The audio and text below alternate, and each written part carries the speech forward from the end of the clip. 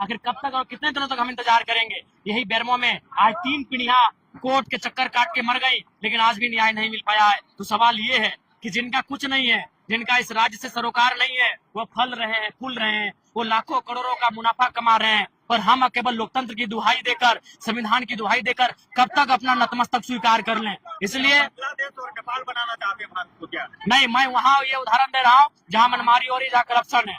अगर करप्शन है, जहाँ मनमानी है, जहाँ गलत हो रहा है, वहाँ जनता को एकजुट होना चाहिए और प्रबंधन हो चाहे सिस्टम, उसके खिलाफ लड़ना चाहिए। 1.5 करोड़ नियुक्ति के बाद की क्या ये राजनीतिक बिल्कुल, सही बात है? ये सच्चाई है।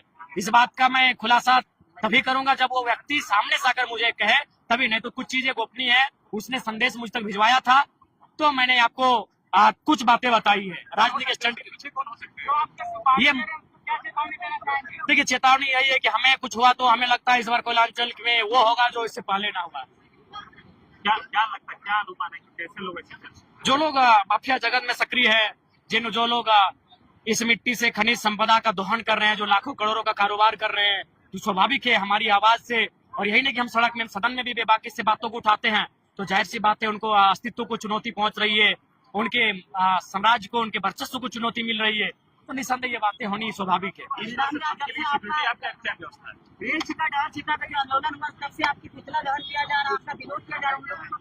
उनको यही कहेंगे कि हमारा मांग संवैधानिक है। आप अपने लिए विशेष मांग करें, आप अपने लिए विशेष रास्ता तैयार करें, एक तरीके से रास्ता तैयार करें, अगर विरोध भी करना हो तरीके से करें। विधायक एक चीज बताया कि जिस तरह से आपको धमकी मिली, इसकी सुरक्षा की व्यवस्था आपने क्या किया? नहीं, देखिए, हम स्पष्ट आपको कहना चाहेंगे, हम इकलौते पार्टी के विधायक है, इसलिए राज्य सरकार को हमारी सुरक्षा से जीवा कोई मतलब है ना, देश की तमाम जो वर्ग है जो सुरक्षा की जिम्मेदारी लेते हैं, तो कोई बात नहीं। हम पे जनता का आशीर्वाद है। हम जिस प्रकार आज बेबाक है, कल भी उस तरह बेबाक रहेंगे। हम अपने आवाज से लोगों की, जनता के हित में जो आवाज उठाते हैं उससे कोई समझौता नहीं करेंगे। देखिए, लड़ना भी आवश्यक है, क्योंकि समय समय पर आपको इस अग्निकुंड में, आंदोलन की अग्निकुंड में अपनी आहुति देनी पड़ती है, चाहे वो आंदोलन के रूप में या बलिदान के रूप में, वो स्वतः चलता रहेगा। लेकिन आंदोलन को जिंदा रखने के लिए, हक अधिकारों को जिंदा रखने के लिए समय समय पर ऐसी स्थिति सामने आती है जिनसे हम लोग कभी पीछे नहीं हटे। डीपीसी प्रबंधन नहीं चलती तो क्या करेंगे? आगे हम लोग अगला कड़ा रूप अख्तियार करेंगे। अब हम लोग बंदी की ओर बढ़ेंगे, और बिल्कुल उससे पहले हम लोग प्रयास करेंगे कि समन्वय बनाएंगे, जितने भी विस्थापित समितियां हैं उनको गुलबंद करेंगे, उनको एकजुट करेंगे, और उसके बाद हम लोग एक नया कार्यक्रम प्रस्तुत करेंगे। आज आपके विरोध में आदिवासी समाज आ गया है कि आंदोलन में क्या प्रसाद देंगे लगता है? देखिए, आदिवासी समाज, मैं जिस क्षेत्र में हूँ, निसंदेह उनकी भी तनिक मनिक विस्थापन हुआ है, और उन्हें भी कम से कम इस विस्थापन की लड़ाई में सहयोग करना चाहिए। उसके बाद उनकी मनसा जैसी भी, उन्हें अगर लड़ना है तो विस्थापन के खिलाफ आके लड़े। जिस प्रकार वो गोलबंद हो रहे हैं, झारखंड की अस्मिता सुरक्षा को लेकर गोलबंद हो। आज जब झारखंड आज बनना था तो उस समय सभी कुर्मी आदिवासी बिल्कुल भाई भाई का नारा था, मातो मांझी भाई भाई का नारा था। आदिवासियों के सवाल पर बोले तो आपको और सीपी चौधरी को इस्तीफा मांगे, कहा इस्तीफा देंगे? क्यों देंगे? आप क्यों विधायक पद में रखे किसी एक जाति के प्रति लाभ पहुंचाने की बातें करें? जी नहीं, जब हमने ये कहा था कि बुल्लुगु बाबा का पहाड़ आदिवासियों का, परसमल के पहाड़ आदिवासियों का, तब तो आप खुश थे। जब हमने जादूगोड़ा का मामला को उठाया था, तब तो आप खुश थे। तो जब मैंने आदिवासियों के हित की बात कही, तब तो आप ताली बजा रहे थे। तब आपने नहीं कहा कि आप सिर्फ आदिवासी की बात कर रहे हैं, आप मुसलमानों की बात करें, आप पिछड़ों की बात करें, बागड़ों की बात करें, आप दलितों की बात करें। तो मैंने तो प्रमुख रूप से आदिवासियों की बात कही, तब तो आपने नहीं कहा कि आप सिर्फ आदिवासियों की बात कर रहे हैं। हर समाज की बात होगी।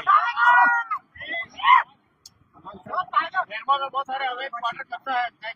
बिल्कुल, ये बिल्कुल असंवैधानिक है, अनैतिक है और गैर कानूनी है। इस पर प्रबंधन को तो संज्ञान में लेना चाहिए, और जो लोग अवैध रूप से बस बसाव कर रहे हैं उनके क्वार्टर को, प्रबंधन को अपने कब्जे में लेना चाहिए।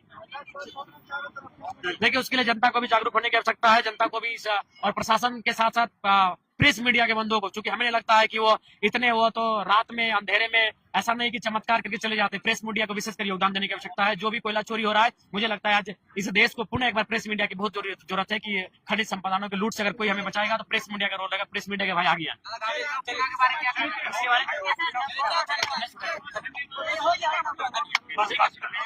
नमस्कार, आदाब।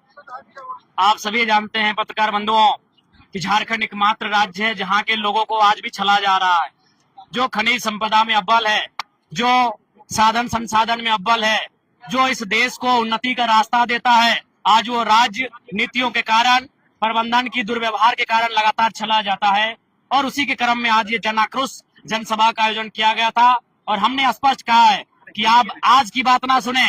1990-91 में विनोद बिहारी महतो के नेतृत्व में तमाम उस समय जो विस्थापित नेता हुआ करते थे इस क्षेत्र के, जब जब उनसे बातचीत हुई है तो आपने क्या स्वीकारा है? आपने रैयतों को 75% नियोजन देने की बात को स्वीकारा है, आपने उनको सुविधा देने की बात को स्वीकारा है, आपने उन्हें विशेष रूप से टेंडर में सुविधा देने की बात को स्वीकारा है। तो आप जिन बातों को आपने स्वीकारा है उन बातों को अमल करें, नहीं तो अब कोयलांचल की आग ने पकड़ ली है और इस बार जो आग धधकेगी वो तभी बुझेगी जब रैयतों की समस्याओं का निदान होगा। लोकतंत्र पर आपको भरोसा नहीं, क्या मारकाट की बात कर रहे हैं? देखिए, मैं फिर पुनः कहता हूं कि मैं खेद प्रकट करता हूं कि मैं एक विधायक हो के इस प्रकार की बातों को कभी कभी मैं कह जाता हूं, इसके लिए मैं दुख और खेद प्रकट करता हूं। लेकिन पत्रकार बंधु, आखिर लोकतंत्र की व्यवस्था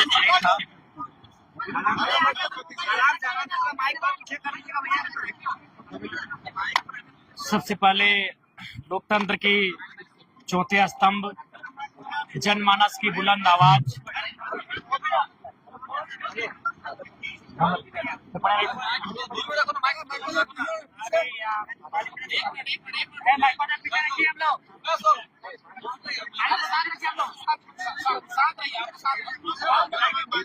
विधायक जी, आप लंबे समय से प्रबंधन को घेरने की बात कर रहे हैं, क्या आपकी लड़ाई किस तरह से रहेगी?